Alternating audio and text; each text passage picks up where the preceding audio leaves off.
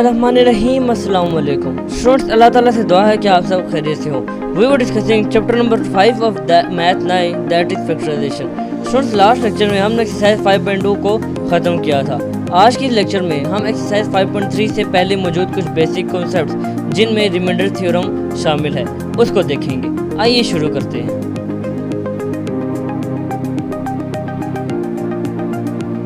जी students, remainder theorem आमतौर पर बच्चों को रिमाइंडर थ्योरम और फैक्टर थ्योरम बहुत ही मुश्किल लगते हैं। बच्चे जो होते हैं वो रिमाइंडर थ्योरम और फैक्टर थ्योरम से रेलेवेंट जो प्रॉब्लम्स होते हैं उनका सोल्व तो कर लेते हैं, लेकिन उन्हें रिमाइंडर थ्योरम और फैक्टर थ्योरम के लिहाज से जो कॉन्सेप्चुअल डेवलपमेंट उनके माइंड में होती है वो बहुत वीक होती है। तो आज हम सबसे पहले रिमाइंडर थ्योरम को देखेंगे और रिमाइंडर थ्योरम में इसको हम सबसे पहले कॉन्सेप्चुअली देखेंगे, उसके बाद हम इस पे प्रॉब्लम्स में जाएंगे। स्टूडेंट्स, सबसे पहले आप वर्ड थ्योरम देखें। थ्योरम क्या होता है? स्टूडेंट्स, जब भी हम मैथ में कोई नई चीज़ इन्वेंट करते हैं या हम मैथ में किसी फार्मूला के प्रूफ से उस फार्मूला को डिराइव करते हैं, उस प्रोसेस को हम थ्योरम बोलते हैं।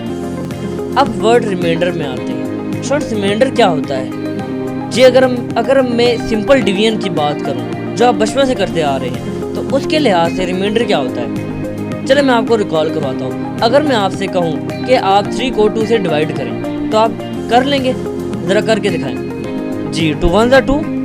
अब 3 - 2 क्या बचेगा? 1। अब ये 1 जो बचा, 3 - 2 करके जो 1 बचा, ये 1 क्या चीज़ है? जी आप जानते हैं, आप पढ़ चुके हैं ऑलरेडी, ये रिमाइंडर होता है। यानी सिंपल डिवीजन में अगर हम किसी नंबर को किसी दूसरे नंबर से डिवाइड करें, हमारे पास आखिर में कोई डिजिट बच जाए, तो वो डिजिट हमारे पास रिमाइंडर कहलाता है। क्लियर है? ये थी सिंपल डिवीजन में बात, इसको हम रिमाइंडर बोलते हैं। लेकिन स्टूडेंट्स, हम चैप्टर 5 पढ़ रहे हैं मैथ 9 का, जिसका नाम फैक्टराइजेशन है, और इससे पहले हमने चैप्टर 4 पढ़ा था जिसमें हमने अलजेब्रिक एक्सप्रेशंस को बहुत डिटेल में डिस्कस किया। यानी चैप्टर 5 फैक्टराइजेशन हम अलजेब्रिक एक्सप्रेशन में पढ़ रहे हैं। अलजेब्रिक एक्सप्रेशन कौन से एक्सप्रेशन होते हैं? ऐसे एक्सप्रेशन जिनमें वेरिएबल, कोफिशिएंट, कांस्टेंट इन्वॉल्व हो जाए, एडिशन, माइनस, एडिशन या सब्ट्रैक्शन के लिहाज से, मल्टीप्लिकेशन के लिहाज से, इनको हम अलजेब्रिक एक्सप्रेशन बोलते हैं। तो यहाँ पर हमने रिमाइंडर थ्योरम करना है, हमने रिमाइंडर ही फाइंड करना है, लेकिन हम इस मेथड से रिमाइंडर फाइंड नहीं कर सकते। हमें रिमाइंडर फाइंड करना है दूसरे तरीके से। नया तरीका यहाँ पर आपको सीखने को भी मिलेगा। हमने न्यू मेथड से रिमाइंडर फाइंड करना है अलजेब्रिक एक्सप्रेशंस का। तो यहाँ पर हम रिमाइंडर थ्योरम की अपने तौर पर एक डेफिनेशन भी डिराइव कर सकते हैं। बुक में वैसे इसकी कोई डेफिनेशन लिखी हुई नहीं है, लेकिन क्योंकि बच्चों को कन्फ्यूजन होती है कि रिमाइंडर थ्योरम, अगर उनसे पूछे कि रिमाइंडर थ्योरम है क्या, तो वो डिफाइन नहीं कर पाते। तो यहाँ पर हम इसकी डेफिनेशन भी देखेंगे, लेकिन मैं आपको एक बात बताता चलो, रिमाइंडर थ्योरम हमेशा अलजेब्रिक एक्सप्रेशंस के लिए एप्लीकेबल होता है। अब आते हैं इसकी डेफिनेशन में। इसकी डेफिनेशन हम लिख सकते हैं, the special type of theorem used for algebraic expression to determine the remainder is called remainder theorem. एक स्पेशल टाइप का थ्योरम जिसको हम खास तौर पर अलजेब्रिक एक्सप्रेशन के लिए यूज़ करते हैं। क्या चीज़ निकालने के लिए? अलजेब्रिक एक्सप्रेशन के रिमाइंडर निकालने के लिए हम इस थ्योरम को यूज़ करते हैं। इस थ्योरम को इस वजह से रिमाइंडर थ्योरम कहा जाता है। अब मैं आपको कुछ एग्जांपल सोल्व करके बताता हूँ कि ऐसा कौन सा प्रोसीजर है, किस मेथड को फॉलो करके हम रिमाइंडर थ्योरम सोल्व कर सकते हैं। अगर हम बुक के पेज पर जाएं, तो बुक के इस पेज पर आप एग्जांपल नंबर 1 देखें। इस एग्जांपल के कुछ पार्ट्स में अभी आपके सामने सोल्व करके आपको रिमाइंडर थ्योरम के कॉन्सेप्ट को और क्लियर करता हूँ। तो स्टूडेंट्स, पहला पार्ट यहाँ पर देखिए। यहाँ पर अब हमें क्या गिवन है, एग्जांपल में कह रहा क्या है, find the remainder when 9x² - 6x + 2 is divided by, आगे हमारे पास 4 पार्ट्स गिवन है। और फ्रेंड्स याद रखिएगा, हमें जिस नंबर को हमने डिवाइड करना है, यानी यहाँ पर वो क्या कह रहा है कि 9x² - 6x + 2 का रिमाइंडर फाइंड करें। तो जिस नंबर का हमने रिमाइंडर फाइंड करना है वो हमेशा पॉलिनोमियल होना चाहिए। अब पॉलिनोमियल कौन से नंबर होते हैं? पॉलिनोमियल ऐसे नंबर होते हैं जिनमें वेरिएबल की पावर होल नंबर से स्टार्ट हो, यानी वेरिएबल की पावर हमेशा होल नंबर ही होनी चाहिए। जैसे यहाँ पर x वेरिएबल, इसकी पावर 2 होल नंबर है, x की पावर 1 होल नंबर है। तो यहाँ पर हम इसको p(x) भी लिख सकते हैं, यानी कोई भी नाम आप दे दें।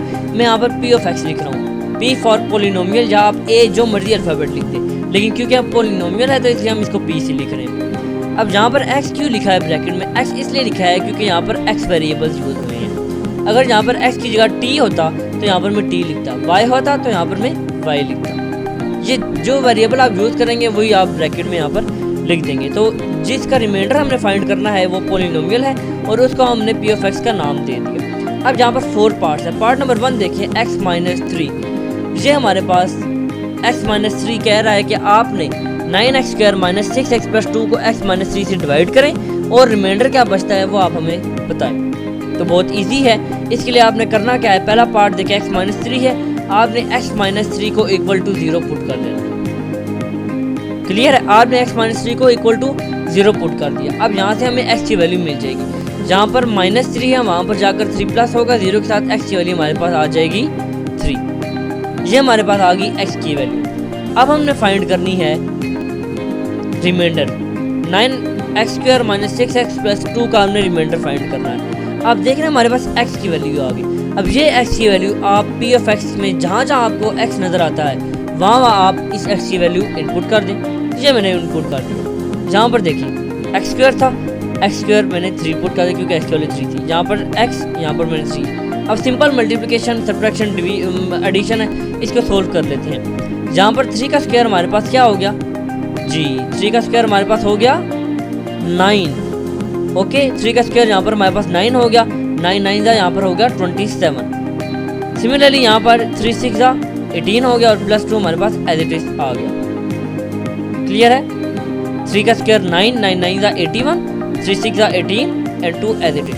अब इसका हम सोल्व करेंगे तो 81 माइनस 18 प्लस 2 जब हम ये करेंगे तो हमारे पास वैल्यू आ जाएगी 65।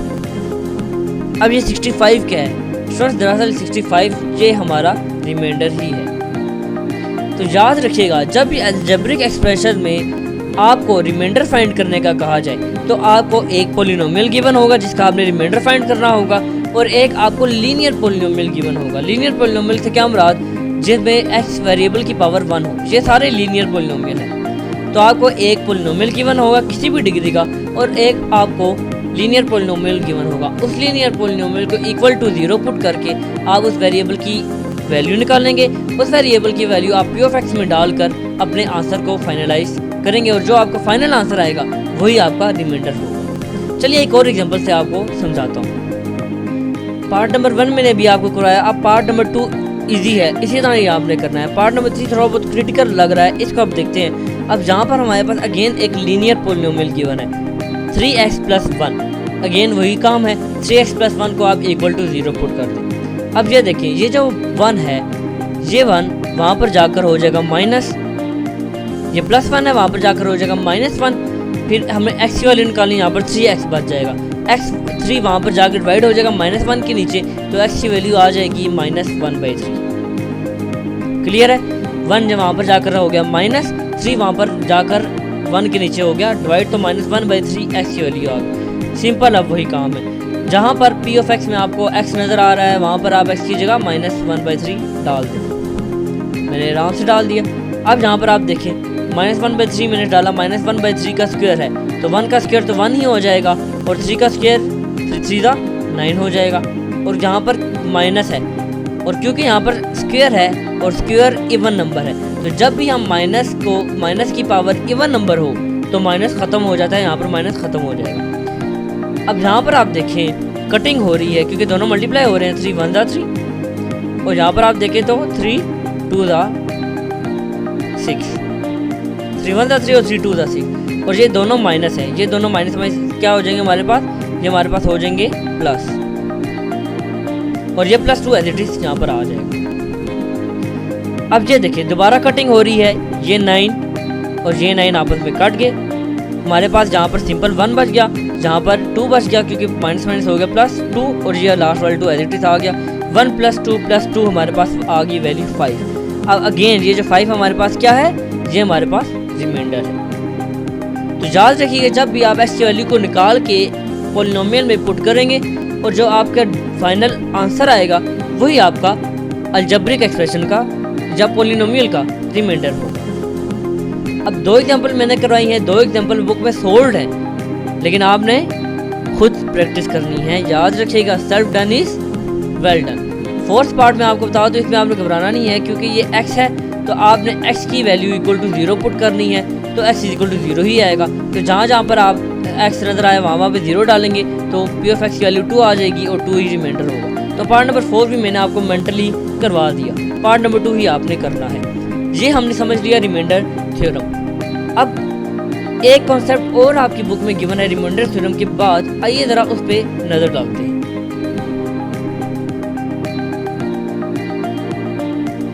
रिमाइंडर थ्योरम के बाद एक कॉन्सेप्ट आपकी बुक में गिवन है, वो मैं आपको समझाने से पहले रिमाइंडर थ्योरम से रेलिवेंट एग्जांपल 2 भी आपको करवाता चलूँ। अब इस एग्जांपल में देखिए ज़रा, इस एग्जांपल में कहा क्या गया है, find the value of k if the expression x³ plus kx² plus 3x minus 4 leaves a remainder of -2 when divided by x plus 2। अब देखें स्टूडेंट्स, कंफ्यूज किस तरह किया गया है, आपको पोलिनोमियल दिया गया है। अच्छा ज़रा आप मुझे पहले बताएं कि ये वाकई पोलिनोमियल है या नहीं है। जी, वेरिएबल की सारी पावर्स होल नंबर है, यानी ये पोलिनोमियल है। अच्छा ये किस डिग्री कौन सा डिग्री पोलिनोमियल है? जी, ये 3rd डिग्री पोलिनोमियल है, क्योंकि वेरिएबल की पावर सबसे बड़ी क्यूब है 3 है, तो 3rd डिग्री पोलिनोमियल। अब देखिए कहाँ क्या गया है, आपको एक पोलिनोमियल गिवन किया जिसमें k एक कोफिशिएंट है x² का, उसकी वैल्यू आपने निकालनी है। और आपको फर्दर इंफॉर्मेशन ये दी गई है कि आपने इस पोलिनोमियल को x प्लस 2 से करना है डिवाइड, और जब आप डिवाइड करेंगे तो रिमाइंडर क्या बचेगा -2। जहाँ पर इसने बता दिया है, ये देखिए यहाँ पर इसने बताया है कि -2 रिमाइंडर आएगा, रिमाइंडर अब उसने पहले ही बता दिया है। और जहाँ पर वो कह रहा है कि आप इस पोलिनोमियल को x प्लस 2 से डिवाइड कर दें, और ये हमारे पास पोलिनोमियल गिवन है, तो कोई मुश्किल बात नहीं। पहला स्टेप वही है, डिवाइड किससे करना है, x प्लस 2 से। क्लियर है, x प्लस 2 को हमने इक्वल टू 0 पुट करना है। तो सबसे पहले पी ऑफ एक्स में लिख लेता हूँ, अगेन x वेरिएबल है इसलिए मैंने पी ऑफ एक्स लिख दिया, ठीक है। अब x प्लस 2 से डिवाइड करना है, जिससे डिवाइड करना है उसको आपने इक्वल टू 0 पुट कर दिया, 2 वहाँ पर जाकर हो जाएगा माइनस, तो x इज इक्वल टू -2, ये हमारे पास x की वैल्यू आ गई। अब इस x की वैल्यू को हमने पी ऑफ एक्स में पुट करना है, जहाँ जहाँ x नज़र आ रहा है वहाँ आप x की जगह -2 डाल दें। अब ज़रा यहाँ पर देखिए, -2 3 यानी क्यूब लिया जा रहा है 2 का क्यूब से क्या मुराद, 2 मल्टीप्लाई बाई 2 मल्टीप्लाई बाई 2 को 3 दफ़ा मल्टीप्लाई करेंगे, 2 का क्यूब हो गया 8। अब यहाँ पर माइनस है और पावर क्या है 3 इवन नंबर है क्या ओड नंबर है? जी 3 एक ओड नंबर है, यानी माइनस आ जाएगा, यानी इसका आंसर आ गया, इस पूरे का आंसर आ गया -8। इस पर आ जाए, 2 का स्क्वायर 2 हो गया 4, माइनस अगेन गिवन है, पावर 2 इस दफ़ा इवन पावर है, इवन पावर होगी तो माइनस ख़त्म हो जाएगा, एलिमिनेट हो जाएगा, यानी यहाँ पर 8 आया, -8 प्लस 4k आ गया, k एज इट इज आ जाएगा। इसी तरह प्लस माइनस हो गया, -2 3 6 और -4 एज इट इज यहाँ पर आ गया। अब इन सबको सोल्व कर लेते हैं, ये हम -8 -6 एंड -4 माइनस हो गए, ये प्लस 6 प्लस 4 इज 10, माइनस का साइन एज इट इज आएगा, एंड 6 प्लस 8 इज 18 -18, यानी 10 -8 हो जाएगा। 6 प्लस 4 10 आ गया, 10 प्लस 8 18 आ गया, तीनों के साथ माइनस के साइन थे इसलिए माइनस का साइन 18 के साथ एज इट इज आ जाएगा, 4k -18। अब क्या करें जी, एक इन्फॉर्मेशन जो हमें गिवन थी इससे हमने फ़ायदा उठा लिया, ये भी हमने यूज़ कर लिया। एक इन्फॉर्मेशन रहेगी ये, इसको अब हमने करना है यूज़। अब इसको यूज़ किस तरह करना है, स्टूडेंट्स जब भी हम x की वैल्यू निकालने के बाद, यानी ये हमने x की वैल्यू निकाल के जब पुट करते थे, तो ये जो हमारे पास ये आंसर आता था, ये क्या चीज़ होती थी जी, ये हमारे पास क्या होता था, ये हमारे पास रिमाइंडर होता था। लेकिन अब इसने रिमाइंडर हमें दे दिया गया है, तो अब हम क्या करेंगे जी, ये रिमाइंडर है और रिमाइंडर इसे गिवन भी है, यानी ये दोनों रिमाइंडर ही हैं, क्योंकि जब हम x की वैल्यू पोलिनोमियल में पुट करते थे हमारे पास आखिर में रिमाइंडर आता था, ये भी रिमाइंडर है और इस क्वेश्चन में एक रिमाइंडर दे भी दिया है, तो इन दोनों रिमाइंडर्स को हम इक्वल एक दूसरे के इक्वल पुट कर देंगे। ये क्या देखें, p ऑफ -2 की वैल्यू ये आई, इसको हम इक्वल टू -2 के पुट कर रहे हैं। क्लियर है, क्योंकि आप याद रखें हम जब x की वैल्यू निकालते थे हम उसको पोलिनोमियल में डालते थे, पोलिनोमियल में डालने के बाद जो आंसर आता था वो हमारा रिमाइंडर होता था। अभी ये आंसर आया है और क्वेश्चन में एक और रिमाइंडर गिवन है जहाँ पर हमारे पास 2 रिमाइंडर आ गए, तो इन दोनों रिमाइंडर को हम इक्वल, एक दूसरे के इक्वल रख देंगे। अब ये -18 है, वहाँ पर जाकर हो जाएगा +18, 18 - 2 16 हो जाएगा। 4 वहाँ पर 16 के नीचे जाकर डिवाइड होगा, k की वैल्यू क्या आ जाएगी जी, k की वैल्यू 4 आ जाएगी। यहाँ पर आप देखिए 18 - 2 16 आ जाएगा, 4 16 के नीचे जाकर हो जाएगा डिवाइड, k की वैल्यू आ जाएगी आपके पास 4। अब इस तरह हमने k की वैल्यू निकाल ली। क्लियर है?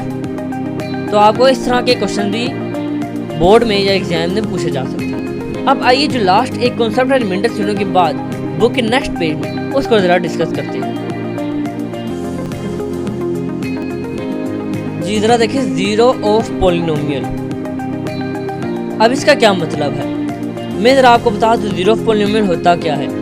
अगेन आपको एक पॉलिनोमियल गिवन होगा किसी भी डिग्री का, और सेकंड आपको एक लीनियर पॉलिनोमियल गिवन होगा जिसको आप इक्वल टू 0 पुट करके किसी भी वेरिएबल की वैल्यू निकाल के ओरिजिनल पॉलिनोमियल में पुट करेंगे। सारे स्टेप्स वही है रिमाइंडर थ्योरम वाले। लेकिन अब यहाँ पर होगा क्या, ज़ीरो ऑफ पॉलिनोमियल का मतलब ये है कि जब आप x की वैल्यू निकालेंगे, आप उस x की वैल्यू को पॉलिनोमियल में इनपुट करेंगे। अगर आपका रिमाइंडर 0 आ जाए, दोबारा ज़रा सुन लें, x की वैल्यू निकाल के आप ओरिजिनल फंक्शन में ओरिजिनल पॉलिनोमियल में डालेंगे। अगर आपके पास रिमाइंडर 0 आ जाए तो जिस वैल्यू पर रिमाइंडर 0 आएगा वो वैल्यू आपके पास ज़ीरो ऑफ पॉलिनोमियल के रहेगी। आइए ज़रा इसको एग्जांपल से समझते हैं। अगेन x - 2 = 0, यहाँ पर x की वैल्यू आ जाएगी 2। x की वैल्यू अब 2 हमने डालनी है पॉलिनोमियल में जहाँ जहाँ x होगा, तो 2 का स्क्वायर हो जाएगा 4, यहाँ पर 2 2 हो जाएगा 4, 2 4 8, और ये माइनस माइनस हो गया प्लस, 4 + 4 8 और -8 एज इट इज आ जाएगा। अब यहाँ पर देखिए 8 प्लस में है, 8 माइनस में है, एक दूसरे को कैंसिल आउट कर देंगे। जहाँ पर रिमाइंडर क्या आ गया 0। तो क्या 0 जो रिमाइंडर आया है ये ज़ीरो ऑफ पॉलिनोमियल है? जी द आंसर इज नो, क्योंकि ये तो रिमाइंडर है, ये ज़ीरो ऑफ पॉलिनोमियल कैसे हो सकता है।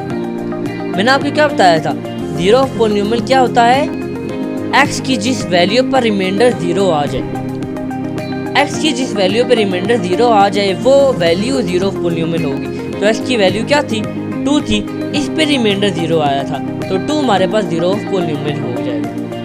अगेन आपकी बुक में ज़ीरो ऑफ पॉलिनोमियल की कोई डेफिनेशन नहीं बताएगी, लेकिन मैं आपको इसकी डेफिनेशन बता देता हूँ।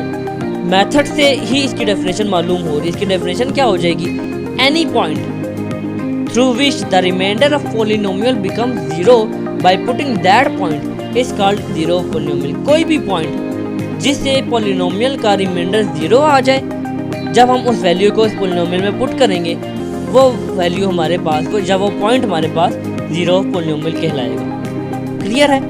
ये कॉन्सेप्ट था ज़ीरो ऑफ पॉलिनोमियल का। वैसे एक्सरसाइज में कहीं पर यूज़ नहीं है ना, इसकी बुक में कोई एग्जांपल है, लेकिन मैंने आपको खुद से एक एग्जांपल करवा के ज़रा आपको मालूम होना चाहिए कि ज़ीरो ऑफ पॉलिनोमियल क्या होता है। क्लियर है?